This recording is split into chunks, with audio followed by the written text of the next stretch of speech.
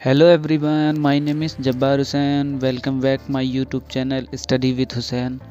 तो आज हम बात करने वाले हैं ब्लड के बारे में। ब्लड क्या होता है, ब्लड हमारे शरीर में क्या इंपॉर्टेंसी रखता है, ब्लड कितना होना चाहिए हमारा शरीर में। तो आज हम इसी चीज़ के बारे में बात करने वाले हैं। तो देखिए, blood is defined as a red colour fluid that circulate throughout vascular system in human body. यानी कि ये ब्लड जो होता है रेड कलर का फ्लूइड होता है जो हमारे वसल्स में सिस्टम में सर्कुलेट होता रहता है, यानी कि चक्कर लगाता रहता है। ठीक है। Human and other vertebrate carrying nutrient and oxygen to the waste product include CO2 from all part of the body. यानी कि इसमें न्यूट्रेंट्स इंक्लूड होते हैं, जो मटेरियल्स होते हैं इंपॉर्टेंट्स होते हैं, न्यूट्रेंट्स इंक्लूड होते हैं, और कार्बन डाइऑक्साइड को ये अदर पार्ट से, यानी कि जो पार्ट्स होते हैं हमारे शरीर के, वहाँ से कार्बन डाइऑक्साइड को यानी कि बाहर करता है, निकालता है। ठीक है। तो अब हम बात करते हैं यहाँ पर इसके प्रॉपर्टीज़ ऑफ ब्लड, यानी कि ब्लड की प्रॉपर्टीज़ क्या है। यानी कि ब्लड की प्रॉपर्टीज़ देखिए, हम देखते हैं इधर क्या है, ये रेड कलर, यानी कि कलर क्या होता है ब्लड का कलर जो होता है, blood is red in colour, यानी कि ये जो होता है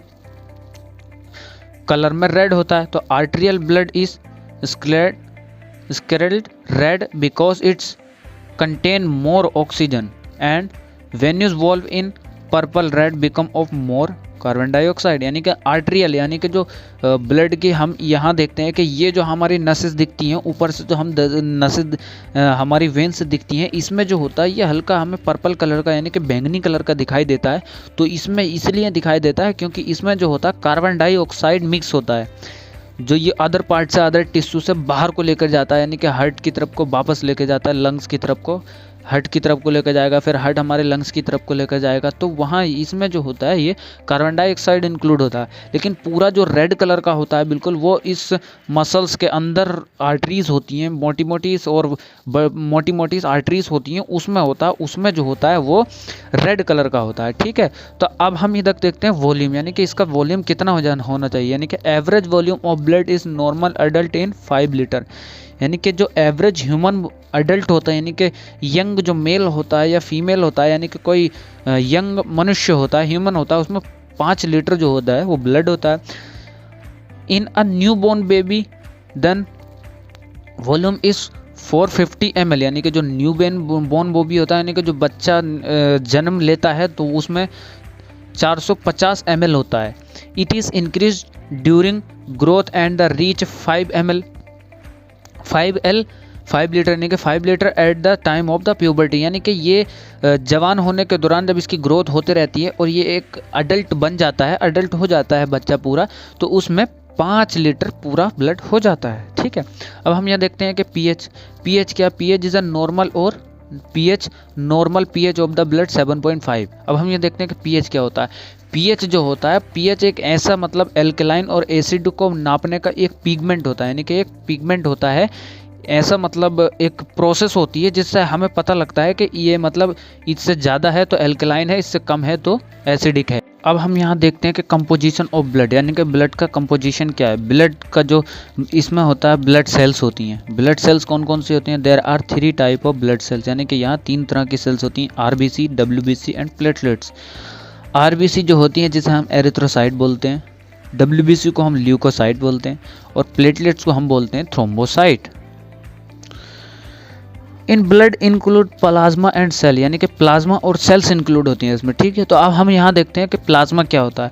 प्लाज्मा जो होता है, प्लाज्मा में इंक्लूड क्या होता है, प्लाज्मा में इंक्लूड होता है, प्लाज्मा क्या है इसकी हम आगे बात करते हैं। तो प्लाज्मा में इंक्लूड क्या होता है, प्लाज्मा में होता है सॉलिड ऑर्गेनिज्म, जिसमें 7 to 8% सॉलिड ऑर्गेनिज्म होता है प्लाज्मा में, और वाटर होता है 92 से 93%, और गैसेस होती हैं कार्बन डाइऑक्साइड और ऑक्सीजन और नाइट्रोजन। ये गैसेस जो होती हैं ये इसमें इंक्लूड होती हैं ब्लड में, ये बहुत कम मात्रा में होती हैं। तो अब हम इधर देखते हैं प्लाज्मा, यानी कि प्लाज्मा क्या है। Plasma is the straw coloured clear liquid part of the flow blood. It contain 91 to 92 water, 80-90% and solid organisms. They are organisms include are glucose, creatinine, cholesterol, plasma protein. यानी कि plasma जो होता है ये एक पीले कलर का, हल्के पीले कलर का एक लिक्विड पार्ट होता है, जिसमें जो वाटर जो होता है 91% वाटर होता है, और होता है 8 से 9% जो होते हैं सॉलिड ऑर्गेनिज्म होते हैं। ये सॉलिड ऑर्गेनिज्म जो होते हैं इसमें क्या क्या इंक्लूड होता है, ग्लूकोज होता है, क्रेटिनाइन होता है, कोलेस्ट्रॉल होता है, प्लाज्मा प्रोटीन और बहुत सी चीज़ें इनमें इंक्लूड होती हैं। ठीक है, अब हम इधर देखते हैं कि सीरम क्या होता है। अब इधर हम देखते हैं कि सीरम क्या होता है। Serum is the clear straw colour fluid that oozed from blood clot, यानी कि ये जो होता है ये क्लियर स्ट्रो कलर का होता है, यानी कि ये भी हल्के पीले कलर का होता है और ये जब ब्लड क्लॉट हो जाता है तो ये पानी की तरह बाहर निकल जाता है। तो हम इधर देखते हैं कि when the blood is collect, यानी कि when the blood is collect in the container is the clot, यानी कि जब हम किसी कंटेनर में ब्लड लेंगे तो वो क्लॉट हो जाएगा, यानी कि जम जाएगा। In this process fibrinogen is convert in the fibrin and the blood cell are trapped in this fibrin forming the blood clot, यानी कि इसमें जो प्रोसेस होती है, यानी कि जब हम किसी कंटेनर में ब्लड लेते हैं तो वो मतलब ब्लड जो होता है जम जाता है थोड़ी देर के बाद। तो उसमें प्रोसेस क्या होती है, यानी कि ब्लड में जो होता है ना फाइब्रिन नाम का एक प्रोटीन इंक्लूड होता है, जो फाइब्रिनोजन नाम का एक प्रोटीन इंक्लूड होता है जो फाइब्रिन में कन्वर्ट हो जाता है।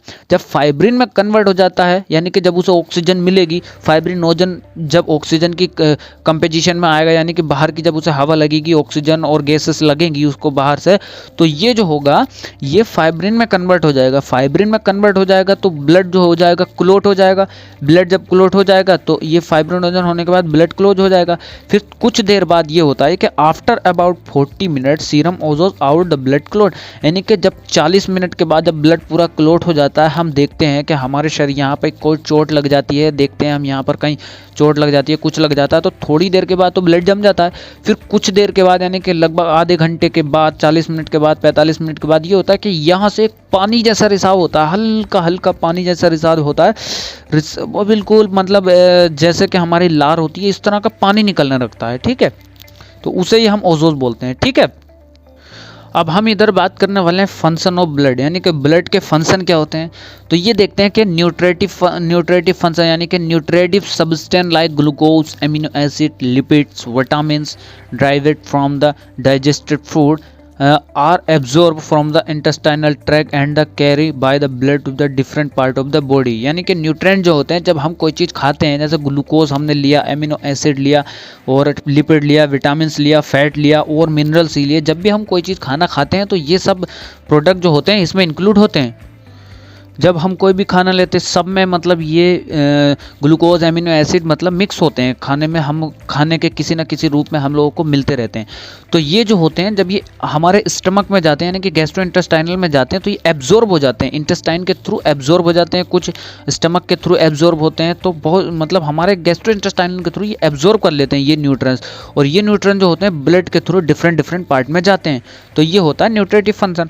अब रिस्पायरेटरी फंक्शन में क्या होता है, oxygen and carbon dioxide change हो जाती है, यानी कि जो हमारे ब्लड में ऑक्सीजन मिली हुई है जो लंग्स से आती है वो हमारा, यानी कि ये जो हमारे क्या बोलते हैं, यही हमारा खून जो होता है, ब्लड जो होता है ये लंग्स में जाता है, लंग्स से हम सांस लेते हैं जिसमें ऑक्सीजन निकल के ऑक्सीजन मिलती है। तो ऑक्सीजन जब चली जाती है तो वो अंदर एल्वलाई में जाती है, लंग्स के अंदर जाती है, लंग्स के अंदर एल्वलाई होती हैं छोटी छोटी, वहाँ पर गैस चेंज होती है, तो वहाँ से मिक्स होने के बाद ये पूरे ब्लड में मिक्स हो जाती है, और जहाँ जहाँ ऑक्सीजन को पार्ट्स को, हमारे बॉडी पार्ट्स को ज़रूरत होती है वहाँ वहाँ ये ऑक्सीजन पहुँचा देती है ताकि हमारे टिश्यू जो है जिंदा रहें।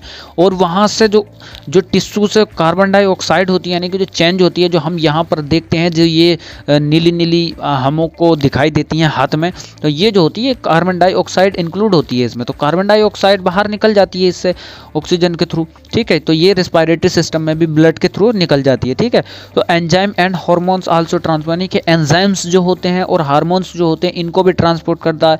रेगुलेशन ऑफ वाटर बैलेंस, यानी कि जो हमारे शरीर में वाटर का बैलेंस है उसको रेगुलेट करता है, यानी कि वाटर हमारे शरीर में पूरा होना चाहिए। और ये हम देखते हैं कि regulation of acid base balance, यानी कि इसका एसिड जो है हमारे मतलब एसिड बेस बैलेंस को मेंटेन करके रखता है हमारा ब्लड जो होता है। फिर regulation of the body temperature, यानी कि बॉडी का जो टेम्परेचर होता है यही हमारे बॉडी के टेम्परेचर को रखता है कि हम अगर ठंड में जा रहे हैं तो वहाँ टेम्परेचर इंक्लूड करके रखें, अगर गर्मी में जा रहे हैं तो वहाँ पर रखें। तो इसी हिसाब से ये पूरे फंक्शन निभाता, और बहुत से ये फंक्शन होते हैं इसके जो ये पूरा अपना काम करता है। तो ब्लड बहुत बहुत इंपॉर्टेंट है हमारे शरीर के लिए। अगर ब्लड में ये चीज़ें ना हो, ब्लड फंक्शन ना करे, तो इंसान का कोई मतलब नहीं है, ना वो जी सकता है ना कुछ हो सकता है, यानी कि कुछ जी नहीं सकता वो इंसान। तो जो भी है मेन फंक्शन ब्लड का है हमारे शरीर में। तो thank you for watching. Video अच्छा लगे तो प्लीज़ सब्सक्राइब कीजिएगा, बेल आइकन जरूर दबाइएगा ताकि आने वाली नोटिफिकेशन आपको मिलती रहे। Thank you for watching this video.